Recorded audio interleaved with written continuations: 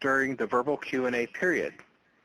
I want to thank Leslie Glover for being here to support our webinar and introduce our presenters. Leslie, I'm going to turn the webinar over to you so you can introduce the topic and our presenters. Thank you, Sean. Good afternoon or good morning, depending on where you are across the landscape. My name is Leslie Glover, and I am the co-lead of the Leadership, Diversity, and Recruitment team. Our team members are Janella Cruz, John Andrioni, Luis Hernandez, Manuel Matos, Bill Smith, Catherine Gerdes, and also Kendra Mosley. And today, we're going to welcome you to the webinar. I just want to let you know from the starting point that we have a pretty thick slide deck, and we're not going to go through everything in the slide deck today. We have some diversity and recruitment statistics and trends in the slide deck that will not be the focus of today, but you can read through it at your own leisure. But today we really want to focus on the best practices with recruitment, particularly since we're in a pandemic situation right now. And we also want to talk about some of the requirements and some of the pitfalls that people run into with the Pathways program.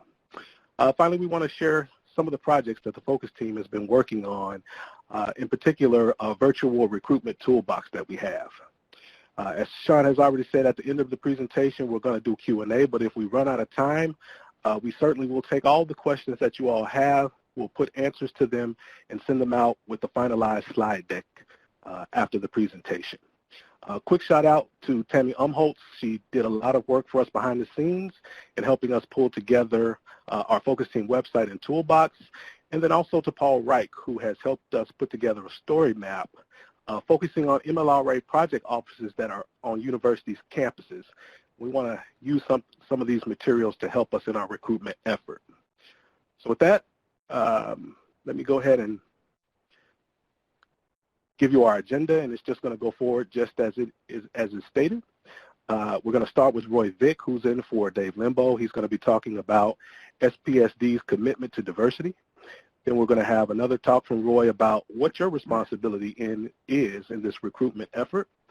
And then Janella Cruz and John Andrioni are going to talk about the diversity sub-team, which is a component of the Leadership, Diversity, and Recruitment Focus team. Then we'll have a discussion about the virtual recruitment toolbox, and Phil Smith and Manuel Matos will be unpacking some of the tools that we have in that toolbox. And then we're going to wrap up with the folks from the FPAC Business Center. Rick Tafoya and Demetrius Boozer from the recruitment team will be speaking, followed by Bradley Shea, who is the Pathways Program Coordinator, and he's going to tag team with Ben Hannibal from the Soil and Plant Science Division. And then finally, we'll have a facilitated question and answer period by Luis Hernandez. So with that, Roy, I'm going to give you the floor. Okay, well, this is Roy Vick. I'm the Assistant Director for Soil Operations in Washington, D.C., and I'm glad everybody could participate today. The Soil and Plant Science Division commitment to diversity. Why should we be committed to diversity? Is it something that's mandated? Is this something that we feel good if we do it? Is it something we think we ought to do? Let's think about diversity as being the right thing to do. Let's think about diversity being what we want to do. Let's think about diversity being good for our operations, our agency, and how we serve the public. Next slide. This is a quote by Lady Bird Johnson, and probably many of you don't know who she was. She was the first lady under President Lyndon Johnson from 1963 to 1969. You know, we all breathe the same air, enjoy the same sunsets, depend on rain, and receive our nourishment and shelter from the same earth. Healthy soils are the foundation for keeping our air, water, and food clean and productive. Therefore, understanding soils is something that every person in community could benefit from. If communities are not aware of what's at stake, they can never be a part of the solutions needed to protect our soil and other natural resources. Each small action we take can add up to the large change that will protect not only our soils, but our planet. And this is a seminal study of the State of Diversity and Environmental Organizations, written by Dorcetta E. Taylor. And she found that environmental organizations, in particular government environmental organizations, showed the most positive gains in recruitment of diverse affinity groups when they established specific hiring goals and provided specific funding sources to support recruitment. The Soil and Plant Science Division can't set specific hiring quotas, but we can provide the hiring managers with the tools to identify qualified diverse candidates. And we will be using some of our division job announcements to hire at diverse recruitment fairs. The Soil and Plant Science Division has also committed close to $2 million on funding grants with diverse institutions and plans to commit additional funding in FY21 to that effort. Next. This is a good slide that kind of talks about, well, there are some things we're doing. There's 7 major categories of the civilian labor force that we compare our workforce against what's in the civilian part of the U.S. workforce. And you can see we have a higher percentage of the American Indian and Alaska Native and Native Hawaiian Pacific Islander staff in the civilian force. But of those are just 2 of the 7 categories. 5 of the 7 we have lower percentages compared to the civilian workforce. And we're hoping to have 80 opportunities, some 20 pathways internships, and 60 entry-level pathway recent grads to improve diversity and inclusion in the division. You see, for example, we're close to, but not quite at, the percentage of leadership positions held by women compared to the rest of the agency and above states. Next.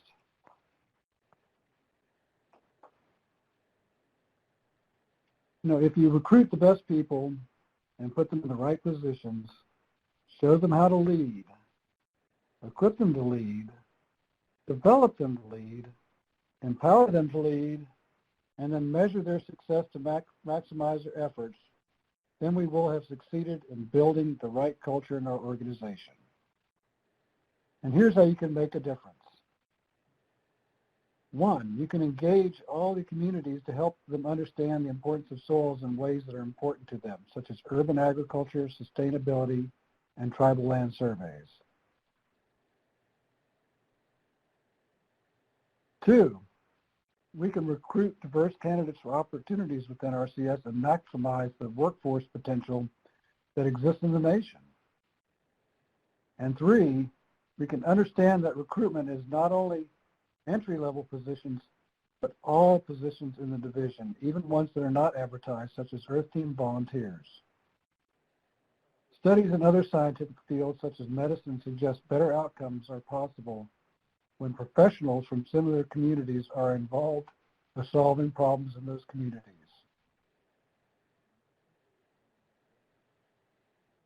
Next.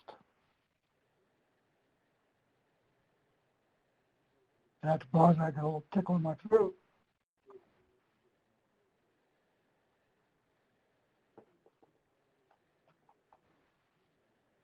Apologize, I got a little tickle. The FPAC Business Center has developed guidance listing different recruitment perks that are available to agencies, particularly for hard-to-recruit locations.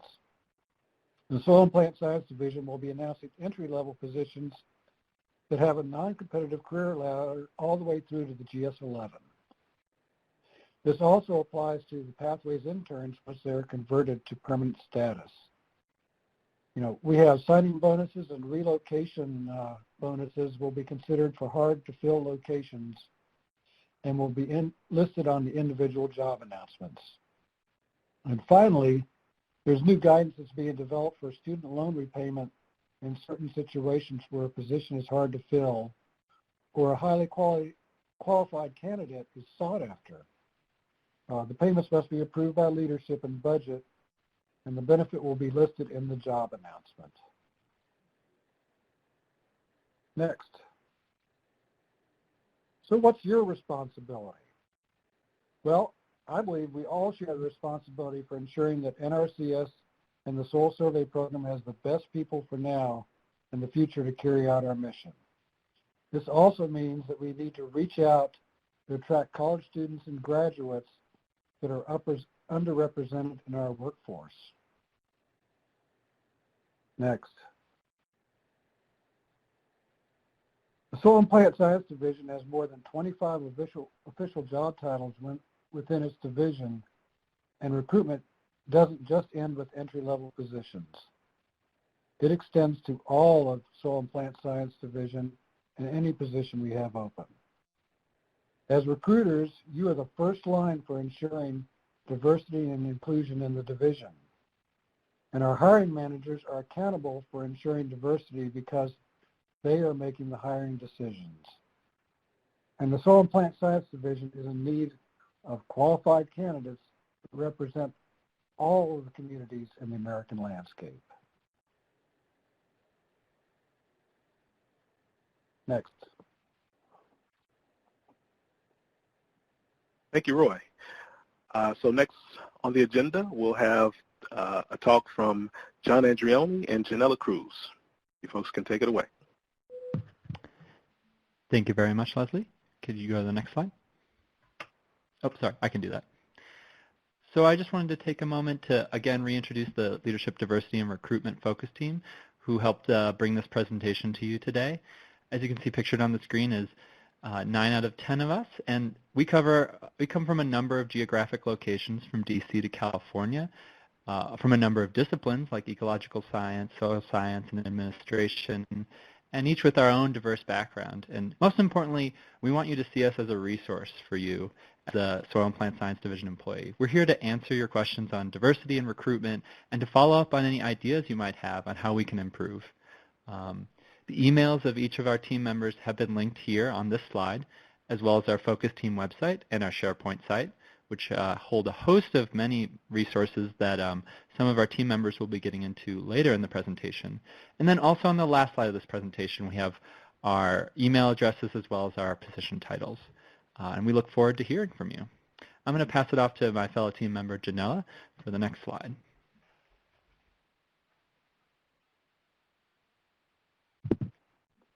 Thank you, John. I appreciate that.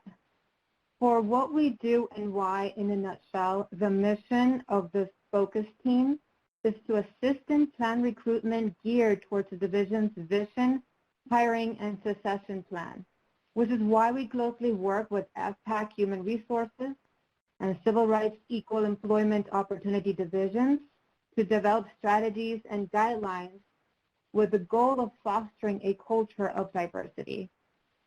The why or reason for this ultimately is because diverse representation comes with diverse experiences, perspectives, and expertise that will produce a variety of solutions that best serves our community, which is a wide range of soil survey or field offices across this country.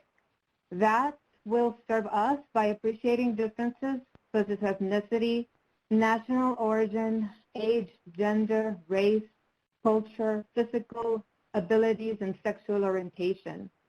With that in mind, SPSD does need to take ownership when it comes to representation. So for this focus team, diversity and inclusion is everybody's business, that meaning the whole agency and division's business. The objective is to be a proactive team and not a checklist team. Next slide.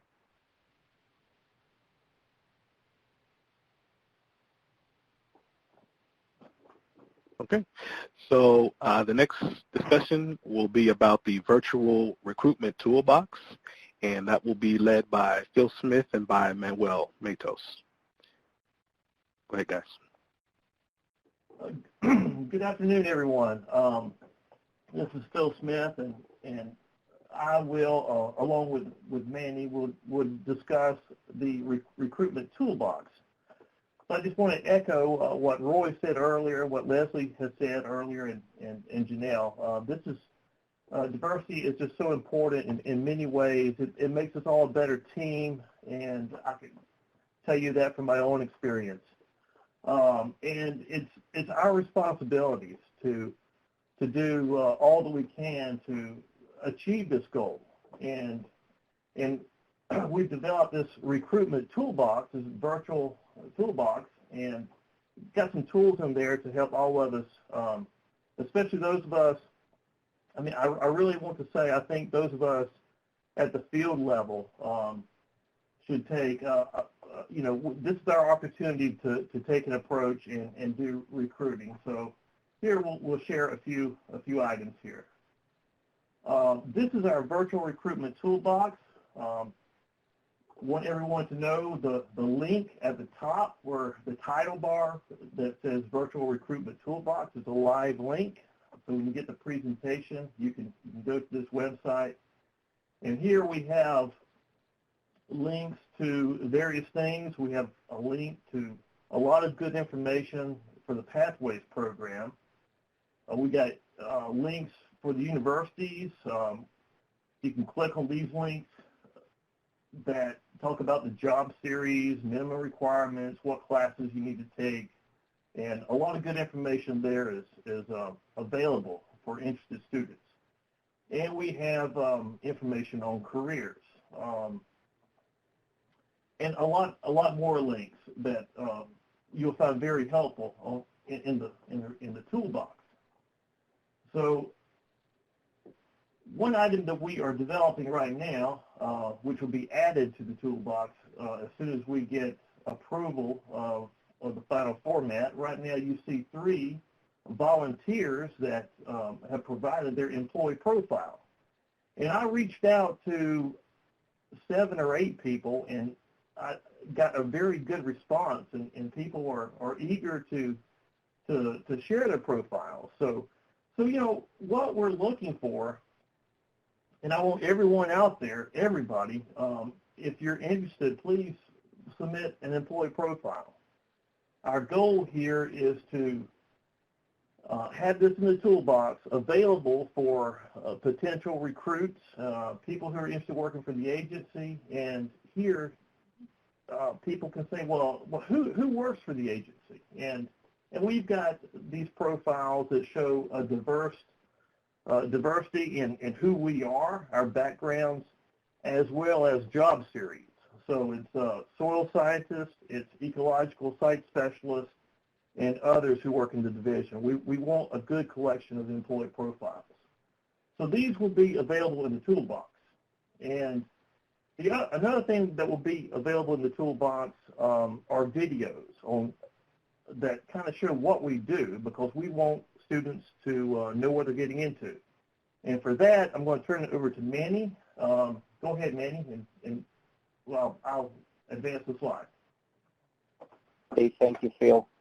So, yeah, another 8 or additional tools that you could use for recruitment that you can find also in the webpage. It's a different set of videos of some of them are a day in the life of a soil scientist or an ecologist, and they're really handy actually when you're doing or receiving a pathway student, or while you're in recruitment activities. Sometimes it's kind of difficult, right, to explain what a soil scientist do, so this will serve you as a tool to show people and use these different tools to show people what we do. These videos cover a wide range of landscapes and offices, just from continental U.S., and there's a couple from the Caribbean. There's also videos in Spanish for those that, if you have Spanish-speaking pathway student or something. But these are additional information you could use that make your job easier to explain what we do. I want to use this opportunity as well that if you have videos that you would like to include in this webpage, just send them to any of us or Leslie. Or if you have an idea to create one, please do. There's a couple of things that you need to include in the videos, such as the different logos and also the civil rights statements and other public affairs requirements. But these are great tools for recruitment.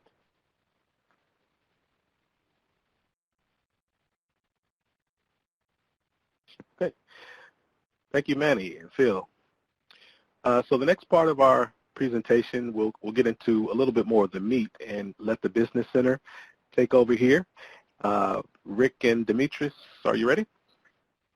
You all have the floor. We're ready. Thank you. See if I can control this pointer here when I need it. Thank you, Leslie. So my name is Rick Tafoya, and as Leslie said, we work for, Demetrius and I work for the FPAC Business Center Workforce Planning and Recruitment section, which falls under Human Resources Division. So to expedite our presentation today in interest of time, I'm going to give a presentation. Demetrius is available and on the call to help answer questions during the Q&A. So I will go ahead and advance the slides, Leslie. Thanks. All right, so the first few slides, folks, I'm going to go through a little bit quickly because I just wanted mostly to share with you, for those that may not know, where we, as the Workforce Planning Recruitment section, reside within the FPAC Business Center. So this is, as well as be able to show with you some information that we typically share with our university partners or when we're actively recruiting students. So in the organizational chart, you'll see there under the Human Resources Division, we're under the Workforce Programs branch, and then again highlighted there in yellow is the Workforce Planning Recruitment section, and that's where we fell when the FPAC Business Center was stood up. So this is our team within the section. As you can see there, Demetrius, myself, others that came over from NRCS under FPAC include Bruce Hawkins and Travis Watkins. Some of you may know him. What we do in the Workforce Planning Recruitment section, this just kind of highlights some of the stuff that we are engaged in as a team. But specifically to what we're talking about today under outreach and recruitment, these are a number of functional areas that we, primarily Demetrius and I, but others that are involved in outreach and recruitment, are leads for, responsible for, and that includes the Special Emphasis Program, Diversity Recruitment Initiatives, which I'll get into a little bit more detail later, but I think the initiative that we're involved in are kind of critical or can be critical in support of what your efforts are. Internship programs that are often tied to those diversity initiatives. I want to talk about that here a little bit later. And of course, partnerships that we have with the universities primarily. And then some other activities that we're specifically involved in, including veterans and disability programs. So just to kind of share with you some work that we've done on a workforce analysis as it pertains to NRCS. You can see here from the trend level, Demetrius worked up this 3-year trend for NRCS, and in 2018, the minority workforce was roughly at about 20%, veterans workforce 7.6, the disability workforce at 10.4. But take a look at 2019 and 2020. You see the pattern that's emerging there, or the trend is a downward trend. And this is something that we're hoping to correct through some of our efforts. But again, NRCS right now has experienced for the last 3 years a downward trend in our workforce as it pertains to diversity. Here's a new look, or a look of the diversity new hires. When you take a look at the new hires, you see the number of 87% of white, Caucasian new hires, and then the diversity. It looks like the actual legend here didn't pop up or didn't populate in the slide.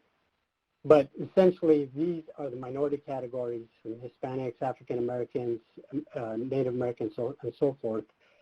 And so you can see the smaller percentages of the new hires. But essentially, what that tells us is the trend, even in the new hires, is continuing downward when we see these low numbers persist. And even when you take a look at the gender breakout here, males is the 58% category, females is the 42% category. So again, another element when it comes to diversity that we want to try to address as best we can. So among many things that we do from an outreach and recruitment standpoint is we work closely with Brad, and we obviously promote all of the various pathways opportunities that include the internship program, recent grad, and PMF. So to the effort that you all are making, I would just like to point out that I recognize that you have, as Roy mentioned, 80 pathways opportunities, and I've seen the list. What I'd like to convey is that look at us as a resource within our section, Demetrius, myself, and the rest of our team, in that when we have, among the group of us, we have a network of probably well over 450 connections with various colleges and universities out there, where we distribute the information when it comes to employment opportunities. So that's what we're capable of doing with respect to the Pathways program and the Pathways opportunities. So we certainly can get involved and support your effort in promoting the 80 Pathways opportunities at SPCD. All right, so another thing that we wanted to point out and share with you are some of the special hiring authorities. I'll just go through them briefly, but these are hiring authorities where we as an agency, many of you as hiring managers, have the ability to take advantage and utilize these special hiring authorities for specific individuals that we may want to target and focus our outreach and recruitment efforts on to fill certain positions, and that includes direct hire authority. So these again are the various hiring authorities, but to bring to your attention, just be cognizant of the fact that these are additional authorities that are essentially tools for you all as hiring managers to help bring folks on and help streamline the hiring and onboarding process. Other programs that we administer within our section that many of you may be familiar with include the Thurgood Marshall College Fund and the internship program that's tied to it, and the 1890 Scholars Program. I believe SPSD has participated in this program and may continue to participate in it. But again, we wanted to point that out to you, share the information, and specifically let you know, Travis Watkins within our staff would be the point of contact for these two programs. Slide didn't load, there it is. Okay, so other internship programs, third-party internship programs that you may be less familiar with, these are tied to those recruitment initiatives that I mentioned in an earlier slide. So NRCS has consistently at the national level for the past several years put forth somewhere in the neighborhood of about $2.83 million to help support our initiatives, what we call outreach initiatives, and are administered through FPAC and specifically through our office and Workforce Planning Recruitment section. And there are a number of those initiatives whereby we create and establish cooperative agreements with various partners across the country. Many of those partners include various colleges and universities with high diversity enrollment. Many of those partners also include national organizations or affinity groups, diverse affinity groups. So in doing so, one of the outcomes and one of the components of many of these initiatives includes internship programs. For me specifically, I administer the Hispanic Recruitment Initiative and established a third-party internship program that we call the Natural Resources Career Development Program. So as it states here on the slide, we target students who are majoring in ag, natural resources, and engineering. That's the focus. That's, for now, those are the students that we target, and those are the only students that we hire within these internship programs. As you can see, over the last few years, we've hired 35 to 40 interns per year. The program has been extremely successful. we've had a number of these students that have worked through this program who have become pathways interns and who have ultimately become permanent employees within NRCS. So again, I wanted to share these various programs that we've established through our cooperative agreements. Others that exist within cooperative agreements include the Hispanic Association of Colleges and Universities, or HACU internship program. We generally host about 4 to 6 interns per year with that one. And I know specifically on the call, Phil Smith and Cynthia Stiles from your division have been very supportive and have hosted some of these HACU interns in the past. In fact, I believe one of the interns recently has become a permanent employee with NRCS. In addition, we've recently, in the last couple of years, established a tribal recruitment initiative where we also have a third-party internship program as part of it. And NRCS last year has established so that we would establish the program so that we can host approximately 10 interns per year. The same thing with other programs that we have for the Asian American, Native Hawaiian, Pacific Islander, where we've consistently hosted about 3 to 4 interns per year with that program.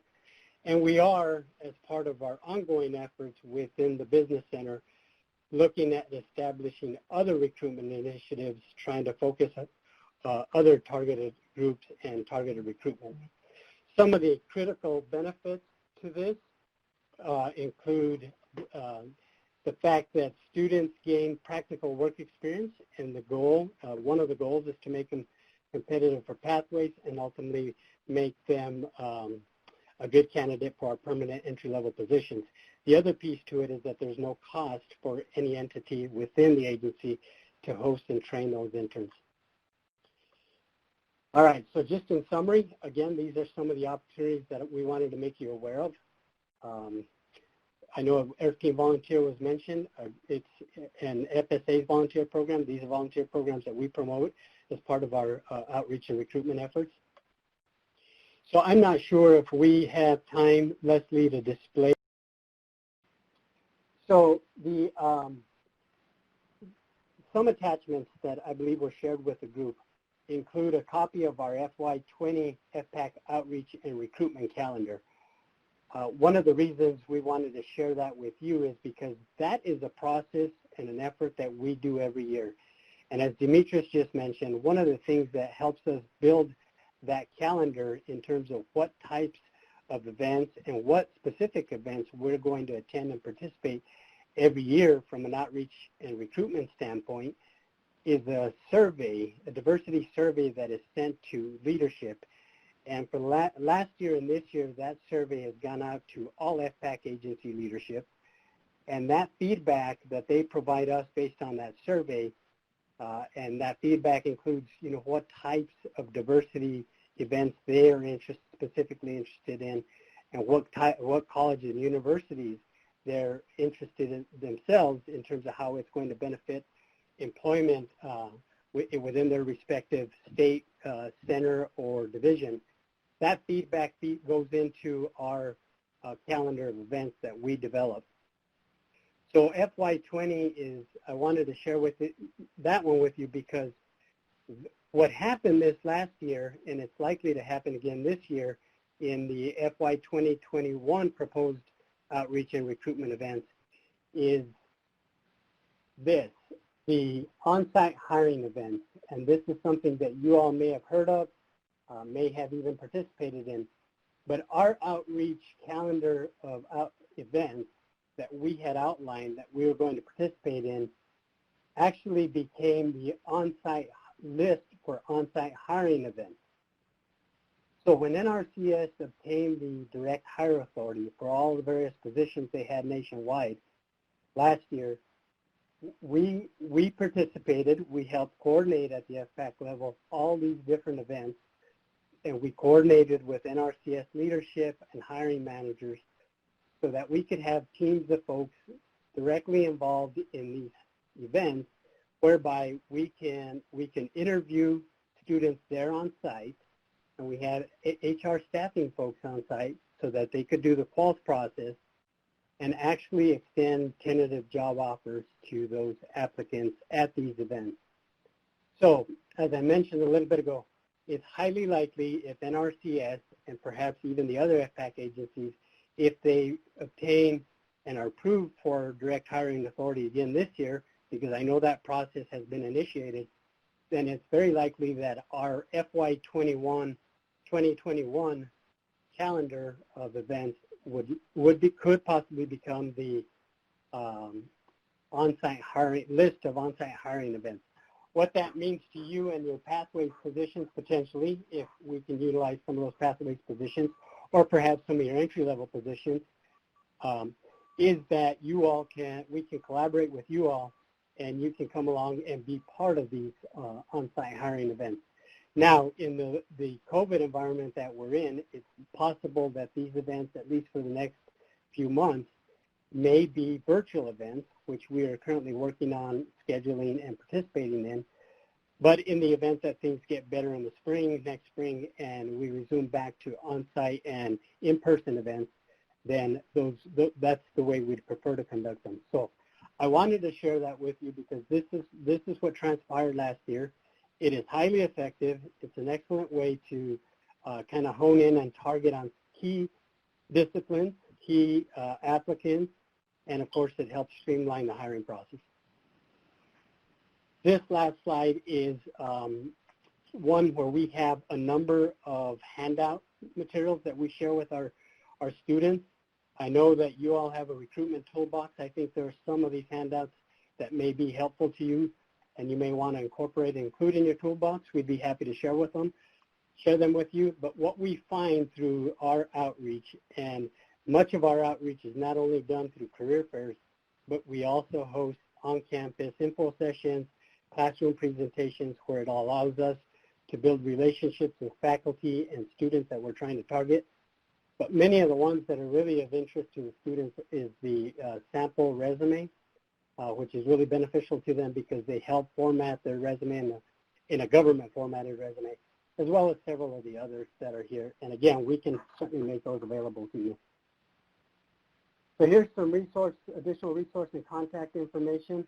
One that I wanted to point out is the FPAC link with career information for students. This is a relatively new public-facing link that the External Affairs Office hosts within FPAC, but it's got a lot of good, helpful information for students and other folks interested in learning about career opportunities within the FPAC mission area. So our contact information is there, Demetrius and myself, so we'd be happy to answer any questions at the end of this program. I believe that's it. Thank you, folks. Thanks very much, Rick. Sorry about the little snafu with the spreadsheet, but I will say that we put all of those different events onto our virtual toolbox as well, and we will be sending out the spreadsheet with the slide deck and the questions and answers when that all gets compiled. So never fear, we will get that information out to you all. With that, we'll wrap up here with Pathways and talking about upcoming announcements with Bradley Shea and Ben Hannibal. You guys can take it away.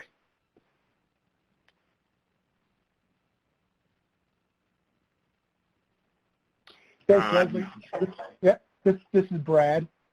Ben, if you want to go ahead and talk about the projected recruitment that you've submitted for SPD, this would be a good time to go and do that. Right now, we're anticipating for Pathways interns about 24 announcements across the division. I'm going to anticipate 22 announcements for 22 Pathways interns for the regions, and we have 2 interns for the center.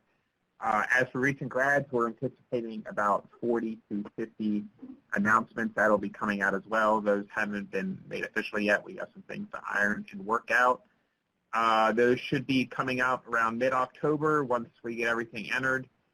And I just kind of want to put this out there. I know there's some managers have reached out to me. If you have anybody that is of interest and has questions about the Pathways program, please give them my email. I'm happy to have the email and walk them through and talk about the program. I know a couple of you have done that. And it kind of helps out gives a student a better understanding of what our program's about, what they need, and what is expected of them. Okay, thanks, Ben. So I'm Brad Shea, and those who don't know me, I am the Pathway Program Manager for the entire mission area of FSA, NRCS, RMA, and of course the Business Center. We, in my shop, well, I'll call it a shop, there's myself, and we have a new employee. His name is Andrew Duke, and Andrew, he joined us a little over a month ago. He came from the Department of the Army. So we are standing up and getting stronger, if you will. I've looked over some historical data on the Pathways program and how it's been used at SPD, Soils Division. So over the last, since 2013, and our analytics changed a little bit from pay period to pay period, so the numbers can be fluid. But since about 2013, the division has hired approximately 82 interns. And of those 82 interns, 66 have got to a position where they either convert to a permanent position, they resign, or we didn't convert them. The conversion rate ends up being, of those 66, about 48%. And 48% is right in line with the rest of the agency and the rest of the mission area. Overall in the mission area, the interns that we hire, not the recent grads, but the interns, which are your students, we retain about 49% of those that we actually convert. And then in the future, we can give you some good information about, well, how long do they stay on the rolls? So, what does our long-term retention look like for folks that we bring through the Pathway program? And some of that will be deep down in some slides for you at a later time. But so with that, when I look at that, it tells me that, okay, so you're not doing anything different, better or worse than the rest of the division or rest of the agency at about 49% of converting them. So what are some of the reasons that we don't get a higher conversion rate or higher retention rate? Those right now are kind of the million-dollar questions. Sometimes we'll hire an intern and they'll spend one summer on board, and they find out it's really not the work for them. They don't like it, and then they'll resign. From time to time, there's some disciplinary issues where, unfortunately we have to, or some performance-based issues where it's just not a good fit. And, that's part of the program. That's part of the design of the program is to, the intern, they're trying us out, while at the same time we're trying them out. And not always is it going to be a perfect match for the prospective employee and the agency. So we're careful about that. So that has a percentage to do with it.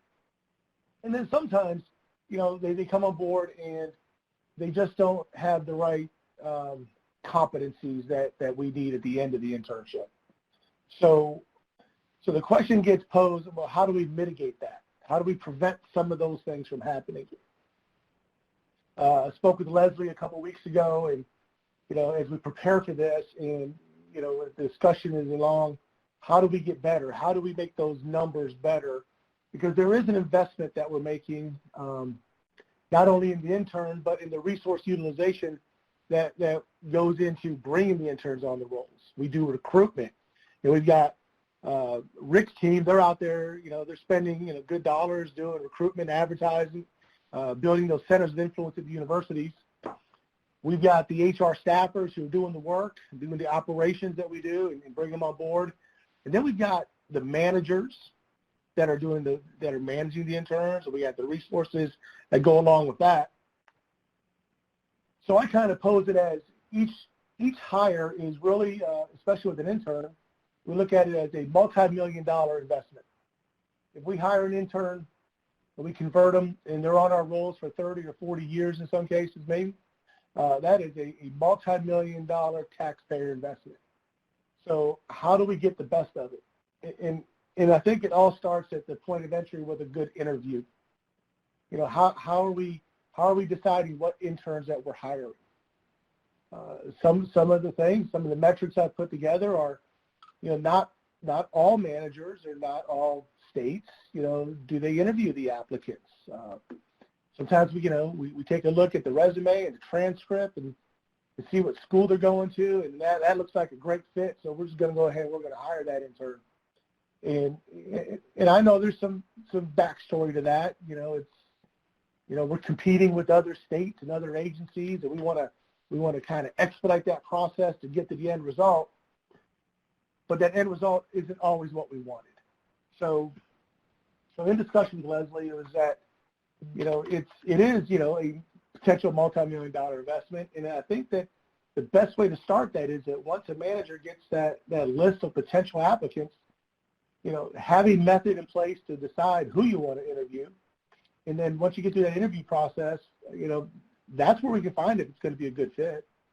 A lot of times people can walk through the interview, but a lot of times we get there and it's like, wow, that really would be a good fit, and we see that their career goals are lining up with what our agency goals are. So that's one of the ways we can mitigate that percentage. The second way is that we make sure that the universities that we work with the most are that their academic trends are in the areas that we need our applicants to meet the qualification standards of. And everybody involved in any pathways hiring or any hiring, mid-career level or above, knows that there is for the soil scientists, there's a heavy requirement of soils courses, and not every soils course meets the soil scientist course, as I've learned. I'm an old Navy diver, so that's new for me to learn. But so that's another way we can mitigate is working with our centers of influence at the universities and ensuring that their curriculum is kind of meeting ours, and that what we are telling them, if we go, we tell them, yes, that curriculum meets our requirement, and then we go back and we honor that. We got a team working with Dave Hoover in Lincoln, Nebraska, and we're looking at building some webinars with some universities where we can talk about just that. Is that, well, here's what we do as an agency, and that's up to the field experts. And then Rick's team goes in and we'll talk about this is what we do as an agency, and here are some ways to get into the agency, pathways, entry-level recruitment, other things. Here's how we write, your resume, some good resume writing skills for the students to make sure that they are highlighting their co-ops that they do, or, their specific coursework. And then we tell them that, through webinars with the universities, that here's what the course requirements are that we expect. Let's see if we can start building some what we'd call college books with them of, what courses at the University of Lincoln, Nebraska meet our requirements. And then once we validate that, we put it on our file, and then we go forth and then we start using those all the time. And then that builds better interest from the students, because then what we are doing is, if the students, they take those courses and they apply to our program, and we say they're qualified. And then that starts, rabbit trailing down to the next undergraduate class where NRCS are good people. We want, they do good things. We want, come work with us. So those are a couple of the main ways to mitigate that retention area of our interns and our recent grads. Is one, do what we can on the front end to make sure that the hire is the best hire. And secondly is reaching out, because we're looking for future employees, is reaching out to our centers of influence, and really, in this case, it's the universities, in making sure that they have a clear, concise understanding of what it is that our requirements are, and how we can work together with them to make sure that the students are meeting those. So with that, we've got these recruitments coming up. As Ben mentioned, you got 40 or 50 recent grads and a bunch of interns, about 20 or 30. We have recently posted on the USA Jobs a Save the Date announcement, which is simply an announcement that's out there that says NRCS has more than 500 internships that we'll be posting in the month of October. here are the requirements or the things that you're going to need to post an application to those. Excuse me. And then be on the lookout for dates beginning October 13th. So we put that out there, and it's the first time we've done that. And I guess fortunately or unfortunately, my email address is on there, so I've been getting a lot of inquiries, and there's been a lot of interest. So I expect that we'll get another 6,000 to 8,000 applicants for the 600 individual recruitment items that NRCS is requesting for a combination of interns and recent graduates for this recruitment cycle. So our outreach continues to improve as we go on, as we evolve as an agency. You know, we were finding other ways to get that information out there. So that was the pathway. That's kind of really what I want to talk about was you're doing a good job as far as, you know, meeting, you know, the conversion rate. It's online with the rest of the agency. You know, we've got a lot of recent grad announcements that you're going to put out, and our team's going to do really well and make sure we fill as many of those as we can. And again, I just want to go back one time and say the interview is really, you know, it's critical that we start there with a good interview with those applicants. We could find a lot out at that time. And then lastly, Rick Tafoya mentioned the direct hire. I also manage the direct hire within operations. So I worked with Louis Aspey and some folks at NHQ for NRCS in developing the request to go to OPM. And I will tell you that if you don't know, we did ask for 103, I don't know why it was 3, but 103 470 soil science positions to be included in the direct hire initiative. So hopefully that gets approved by OPM. And that will give you some good latitude to look at not just entry-level positions, but some mid-career level positions that you can bring folks in via the non-competitive hiring process. So, excellent. Yeah, and I don't have anybody reading the questions for me, so if there's any questions in the chat box, you know, I can check it out. So, yeah. Okay, but before we go there. Sorry, Brad. Was that the end of your presentation? Yep, that was it. Thank you. Okay. So thank Brad and Ben and all of the speakers. That really kind of brings to a conclusion our speaking portions. So now we're going to move forward into the question and answer period. And so, Luis, you have the floor for question and answers. Yes, sir. Thank you, Leslie. And hi, folks. This is Luis Hernandez. I am a soil survey regional director in the upper northeast of the country. So before we go into the Q&A session, let me take care of a few housekeeping items. So first, I see some folks entering questions, so keep doing that in the Q&A box. Questions can be around the information that was presented in this webinar, or maybe you have some suggestions or general questions. You may have some recommendations. Folks, this is your opportunity to ask questions. So with that, I'm going to ask Sean to go ahead and review the questions that we have in the Q&A box. So go ahead, Sean.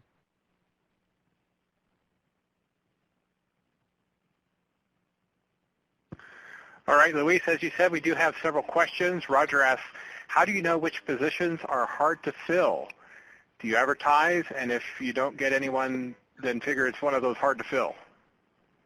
Okay, thank you, Sean.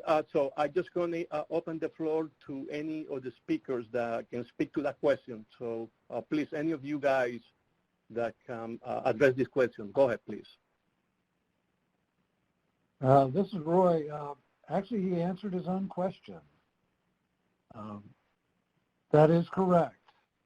And when we do some sort of incentive, such as recruitment or a relocation incentive, we have to show proof that the position is hard to fill. And if you don't get a list of qualified candidates or no applicants for a location, that gives us the justification to go out again and do an incentive.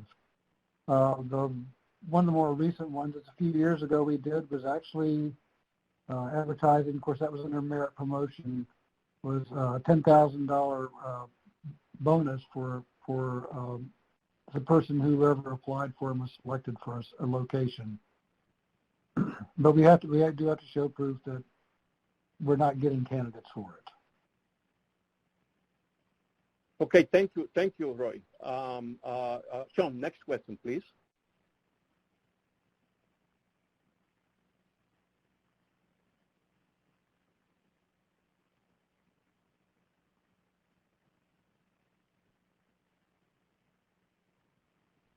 Sean? I'm sorry, I guess I was on mute. So Christopher asked, do you guys have videos and PowerPoints that we can utilize during career fairs, and can you send the PowerPoints? Okay, thank you, Sean. Any of the speakers can address that question, please? Yes, Chris, hello. We do have, as I mentioned, this is Manuel, the Recruitment Toolbox. You can follow up the links that are shared there for the videos. And we do have presentations. There might not be yet at the Recruitment Toolbox, but we're going to be planning on doing so, adding them. We have a couple of examples for the Caribbean area, but the same as we have, I know there's others across the nation, and we just need to put together a template one and have it available. So thank you for the question. Luis, thank you. Thank Luis, you. This is, Go ahead. Can you hear me? Yeah.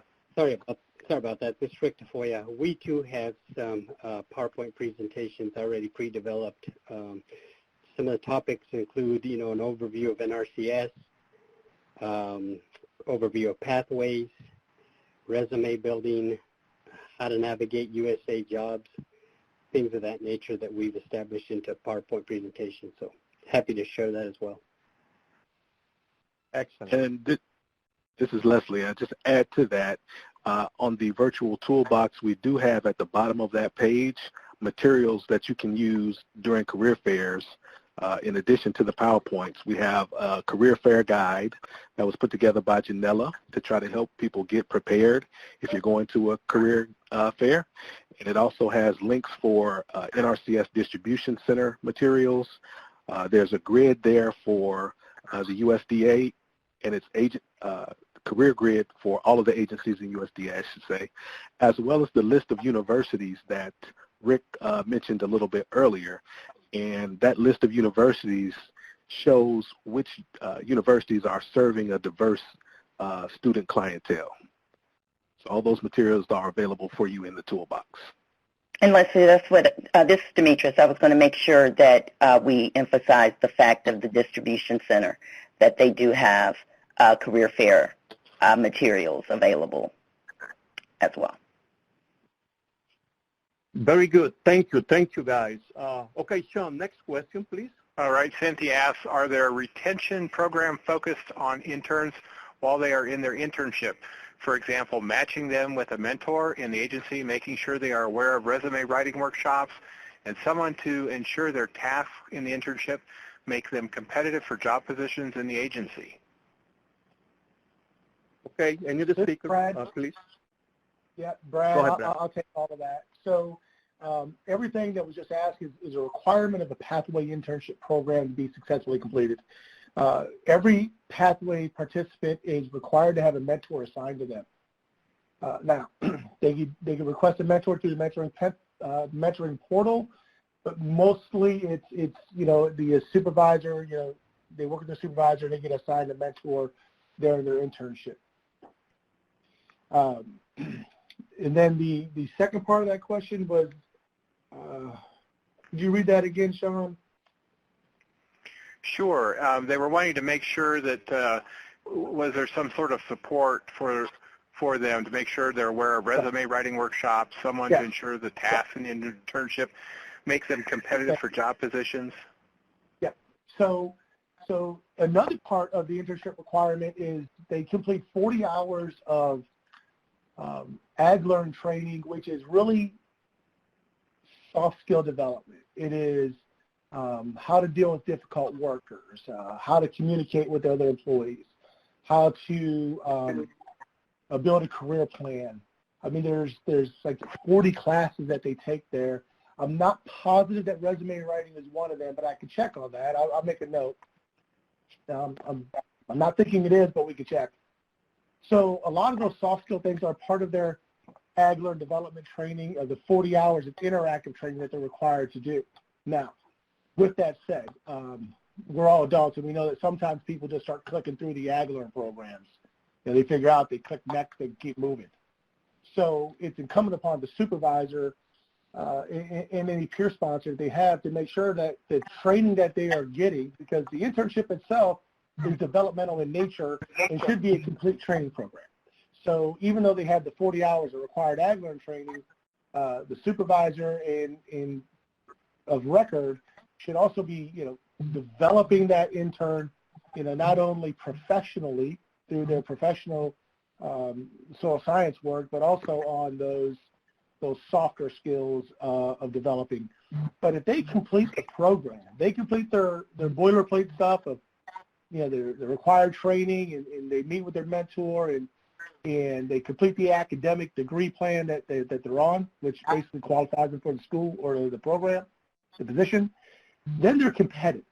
Then they'll become competitive, and then the rest is going to depend on the performance and then how that performance is being evaluated by the manager.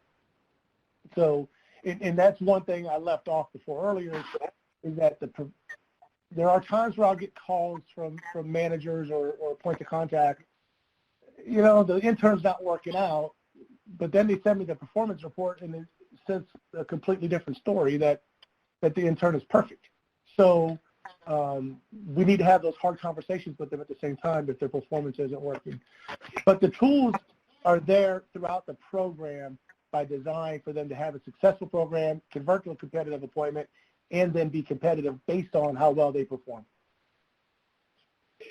Hey, Luis, Brad, this is Rick again, if I can also add a comment. Yes, please go ahead.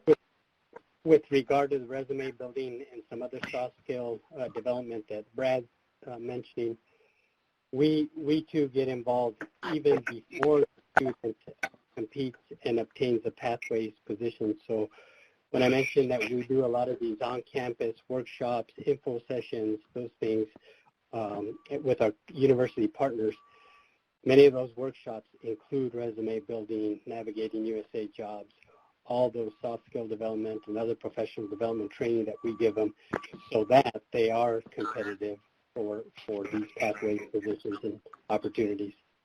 What we're finding, though, obviously in the COVID environment now is we're having to do a lot of those via webinars, but they're very effective via webinars, too, because when you think about it, you can do a lot more webinars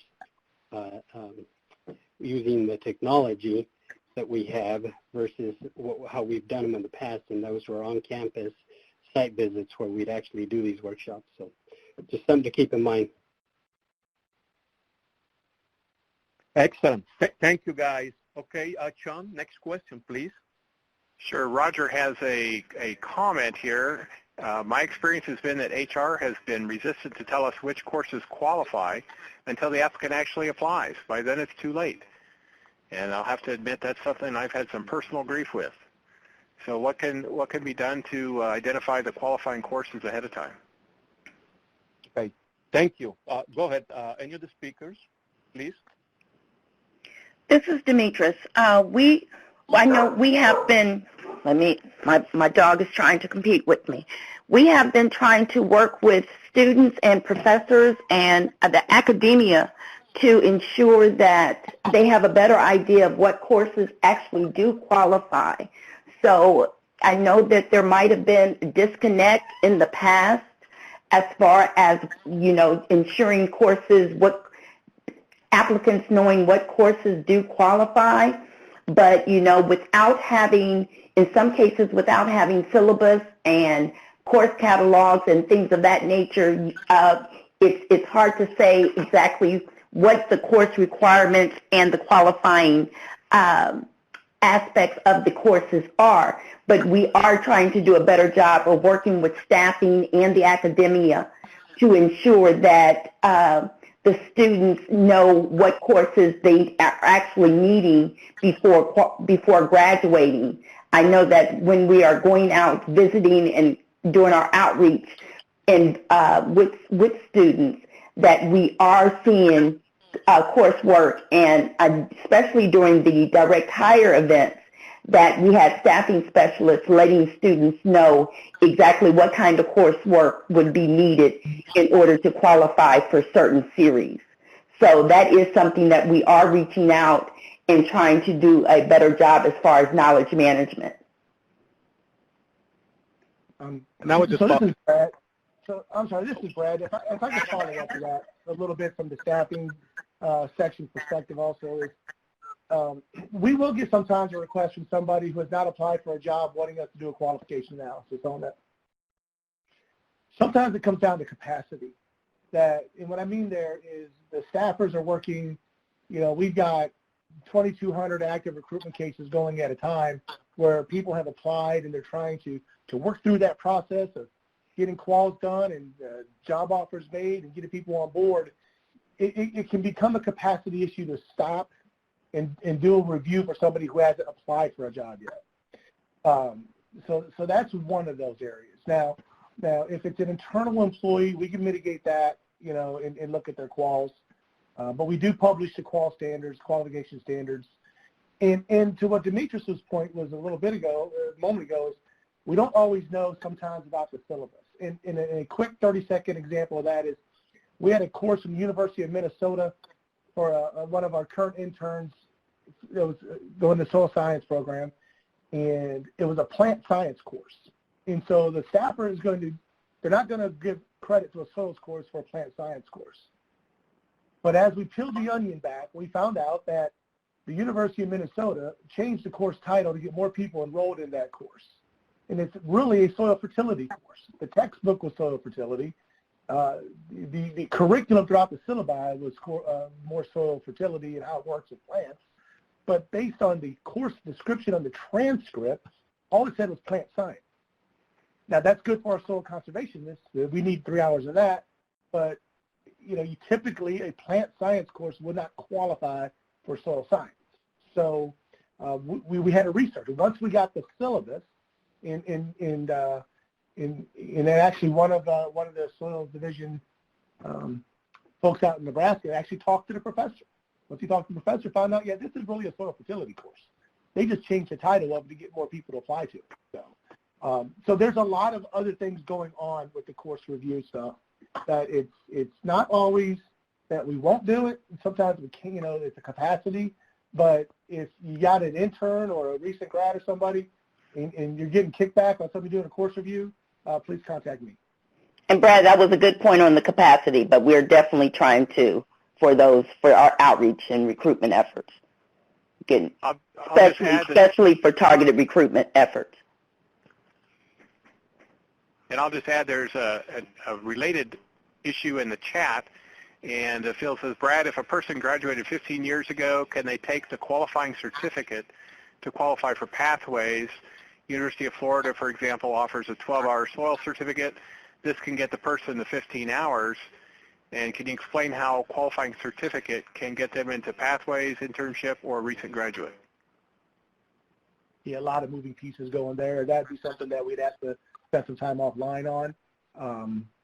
Because recent grads, there is a timeline. There's like a 2-year, right? It's got to be within 2 years of completing the program. So, but there are certificate programs that are qualifying. It just depends on, was it post-secondary education, equivalent to 1 year of college, et cetera. So we could certainly give my contact information on that, and we can look into that one. Great. And if I can, let me say a little bit on that too, Luis. So we also are planning on doing a webinar. We're collaborating actually with Brad, Demetrius, and Dave Hoover on another effort to try to have kind of a course audit for some of these courses so that it's not as much a capacity issue.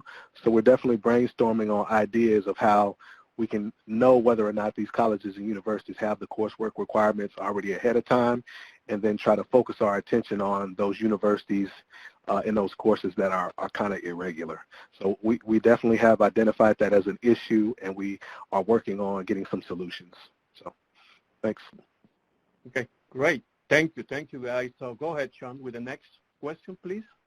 Sure. Meredith asks, will there be a save the date for recent grads as well? Go ahead, Leslie or John. Any other speakers? I didn't plan, this is Brad. I didn't plan on that, but it's a great question. What I can do is I could modify the title of the one that's out there today, and it will say internships and recent grads. So consider that as a quick win. Okay. Thank you. Next question, please. John? Logan asks, when deciding which offices will get Pathways interns, is the division corresponding with MLRA offices or regions? Any of the speakers, go ahead, please. Yeah, go ahead, Ben. All right. Reach out to your regional director. They have the list, and they know which offices are getting interns. Okay, thank you, Ben. Next question, Sean. Debbie asks, she's participating in a virtual career fair next week, and this has been very timely. Has anyone participated in a virtual fair? Okay, any of the speakers, please. So, yes, I know Demetrius and Rick will probably answer in the affirmative there too, but just from our division, I sat in on a veterans virtual career fair, I think it was last week, and that was very informative and helpful to us, and we think we may have some candidates that will apply to the Pathways and the recent graduate announcements as a result of it. So that was very fruitful. And Leslie, this is Rick. Yeah, you're right. Demetrius and I have participated in virtual career fairs as well, all the veterans events that you mentioned. I too have participated in some other ones, and I can tell you from experience, one of the things to look for is the platform that they use. Some platforms are pretty straightforward for those career fairs. Others are a little bit arduous and complicated to set up and coordinate prior to the virtual career fair, and then the utility of it during the career fair. So it helps to get familiar with whatever platform the university is using.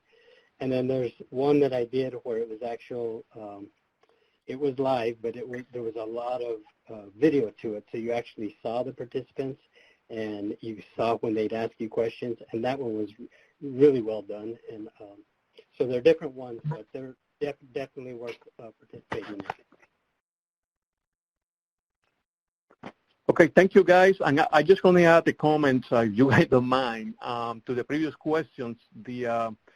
I just want to make sure that folks understand that the division, the soil survey regional offices, even the soil survey offices have been engaged in identifying where we have the needs for positions. We've been engaged in the whole process. The regional directors are the the hiring officials for most of the positions that we're talking about now. So the answer is yes, the region has been engaged. So I just want to make sure that you guys, someone was asking questions about that. So with that, Sean, next question, please. Sure. There's a guest who's asking, do we have recruitment materials for ecological series positions? That's a good question. Go ahead. Any of the speakers, please.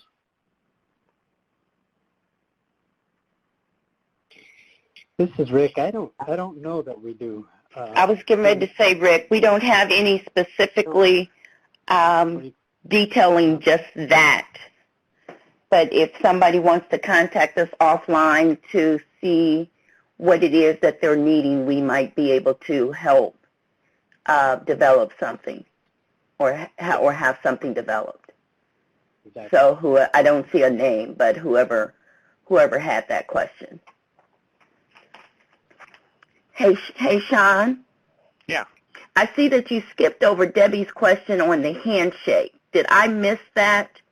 Or I did skip over it. I was jumping around, hitting some because I didn't know how much more time Luis was going to give us. Because I was going to say, Debbie, I'm the handshake administrator for USDA FPAC.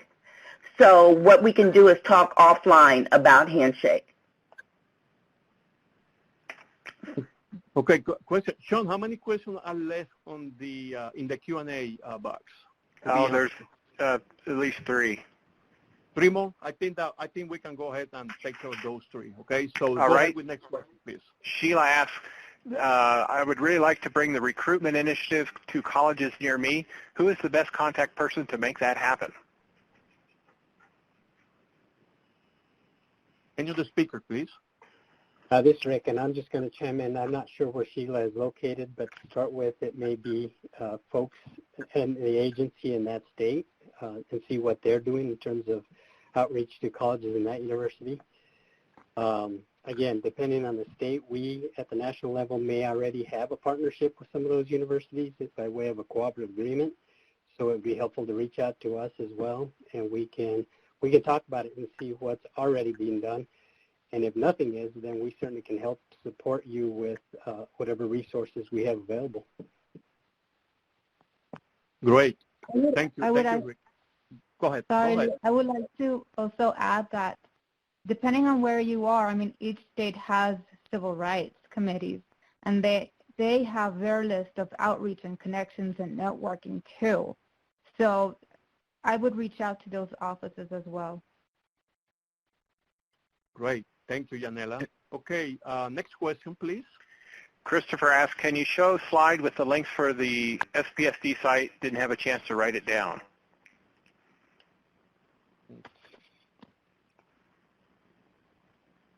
I think John added the link to the chat box. For the recruitment toolbox, yes. Mm-hmm. I'm looking for it. I don't know if is it on the PowerPoint? I think I saw it. The link to the virtual recruitment toolbox is in the general chat for everyone. You have to scroll about to the middle. If anyone wants to message me separately for that, I can share it as well. Okay, great. Thank you, Sean. John. Next question, Sean, please. So Meredith has some follow-up requests from her earlier question, and says the Save the Date currently only has information for internships GS2 through 4. It doesn't prepare anyone to apply to a recent grad position.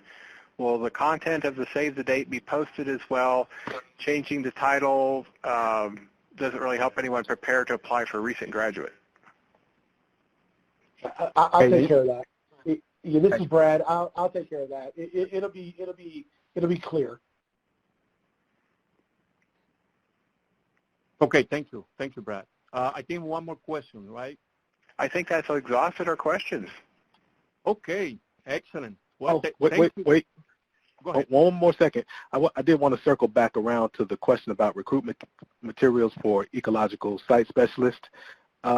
We are in the process of developing some videos, a day in the life of, but whoever asked that question, please contact me offline and see what things that we can come up with that are specific to ecological site specialists. I think we also have a fact sheet. I'm pretty sure of it, but I'll have to track that down. Thank you. Thank you, Leslie. Okay, so I guess with that, that ends the Q&A session. I'm sure that some questions might come up after the webinar. If that is the case, please contact any member of the focus team. Send an email, Leslie, John, me, Janela, any member of the focus team. So thank you again for your participation in this session. With that, I'm going to send it, use the floor back to Leslie. All right, I think we're already past time. So again, just thank everybody for being a part of this session. I'm just going to plug one last thing. We're going to have a webinar for external guests for colleges and universities and for students, letting them know what they need to do to apply to these different opportunities. And so everybody that's on this call is also more than welcome to join that call as well. And we're going to send out a save the date to you all to pass out to your contacts as well. With that, Sean, unless you have something else, that will conclude our webinar. No, I just want to thank everyone for their time and effort to make this presentation, and this concludes our webinar presentation. Thank you all. Thank you.